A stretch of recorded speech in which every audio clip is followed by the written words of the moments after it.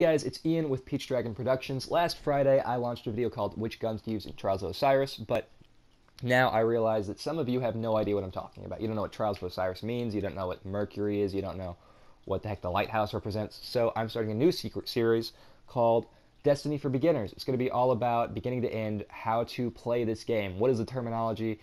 Do you need help in Destiny? Well, I'm here to help. The first thing you'll see is a character select screen. You'll have to start a new character, and you'll have to pick between the three different classes: Hunter, Warlock, and Titan. Luckily, I have one of each character already at max level. I can talk to you a little bit about how they work. The first one I want to talk to you about is the Hunter, which has the highest agility stat, whereas the Warlock have the highest recovery and the Titan have the highest armor. The Hunter is a little bit faster and a little bit higher jump. I personally started with a Hunter because they have the fabulous capes that they wear. I like being flashy when I shoot people with my guns. Um, Now, each class gets 3 subclasses. You unlock one as soon as you start the character, another one at level 15, and a third one at level 25 after receiving a quest from your Vanguard mentor. You'll know who that is when you play the game. If you're at level 25, you have probably found your Vanguard mentor. Only if you have the Taken King expansion, though. So first, I'm going to talk about the first subclass for the Hunter, the Gunslinger. Why is it called Gunslinger? All of your characters sling guns, don't they? It's a first-person shooter. Well, yes, but the Gunslinger makes it a lot easier to use the guns. The guns will always stay the same regardless of which character you choose. However, the Gunslinger's abilities make it easier to use the guns and to keep using the guns effectively. The Chain of Woe ability increases your reload speed on precision kills, that is, headshot kills, and the Gunslinger's Trance increases stability as opposed to reload speed. So if you get a bunch of precision kills on mindless dregs and other fallen, you can see in the bottom left corner I have activated the Chain of Woe and the Gunslinger's Trance. That is just way faster than when I reloaded at the beginning of this load-in. And wow, the stability is crazy good. Luckily, the Gunslinger isn't just boring gunplay. You also get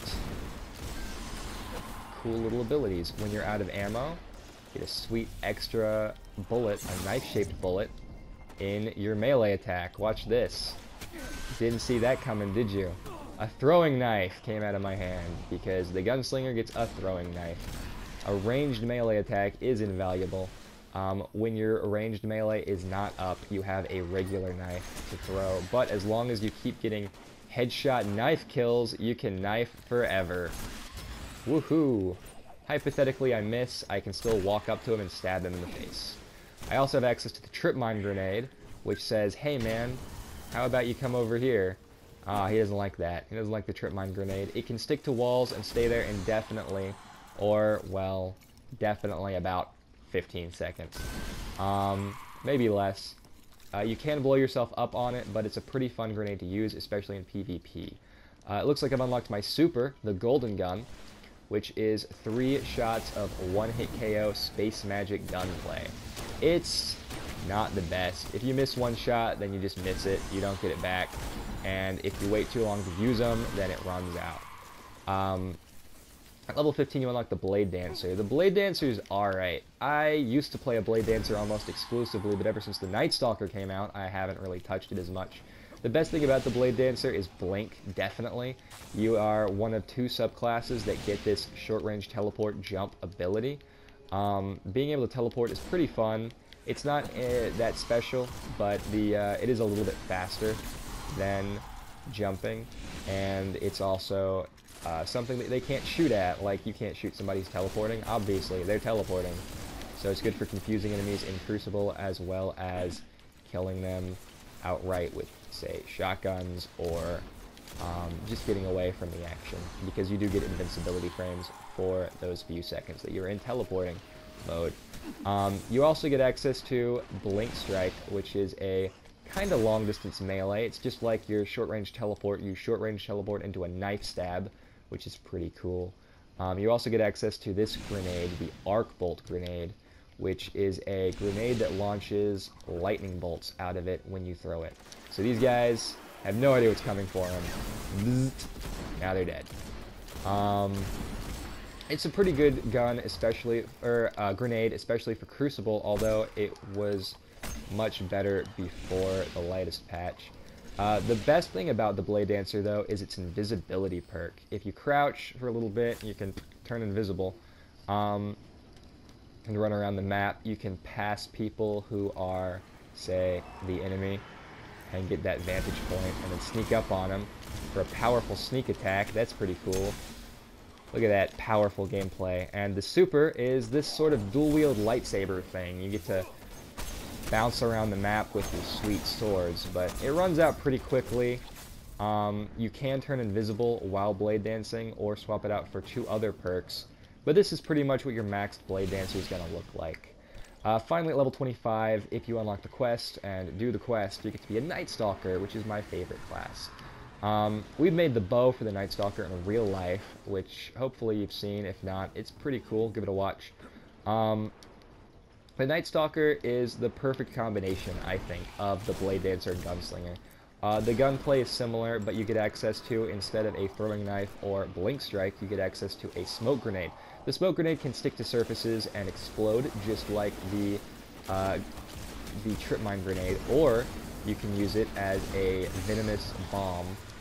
Or my favorite thing to do with it is in a hairy situation, you can throw it at your feet for a Team Rocket style escape plan. Yep, the Night Stalker also has invisibility for escaping situations. It's pretty fun. I use it on my teammates a lot so they can get past scary areas. The Night Stalker is really more of a support class than anything else, but I don't mind playing support sometimes. The grenades are pretty lackluster, so you'll probably not want to use those quite as much as you would on another class. But the super, the Void Bow, is probably one of the best supers in the game. You get the ability to launch one singular arrow that anchors into the ground and slows down opponents and suppresses their abilities. Once that happens, they also become weaker. So in a second here, my bow is going to be up. I'll be able to show you what that looks like. Here it is. You can hit one on the initial, and look, now he's trapped. Boom. Headshot. That's what the Void Bow does. It also, in the bottom left corner, you saw that it generated 1 orb of light. That increases the super energy for your allies. So if you're in a fire team, you're playing with your friends, you want them to have their super up all the time, right? You want them to have some fun. You can generate those orbs for your friends. You can make it easier for those big enemies to go down by hitting them, make it easier to kill them. Definitely a lot of fun to play. I personally love playing the Hunter, but I recognize that it's not for everyone. I do think it's a very good starting class if you're more interested in the gunplay than anything else. If you go to Crucible, there's one more thing you can do with the Night Stalker, or I guess you don't even have to be in Crucible for it. You can Shade Step. It's a dodge roll. It's unique to this class. There's a little bit of a cooldown on that third one, but boom, do it again. It's kind of like blinking, except you can still be killed.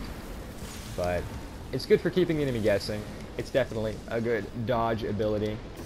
And again, you can't beat that bow. Look at that. All of those abilities are suppressed. Now I can just hit for huge damage. If you like this video, give it a like. If you are a beginner and you learned something, then I'm so happy I helped you. If you have questions, go ahead and leave a comment asking me about Hunter classes, about builds, about anything. If you need help, feel free to ask me about that too. Any kind of help, I'm happy to help. If you like watching me just play, then I do have a Twitch channel, link in the description. It's usually on. It's pretty much on whenever I'm playing. I like to keep everybody up to date on what I'm doing. And yeah, I guess I'll see you next time when I do the Warlock version of this video. See you next time.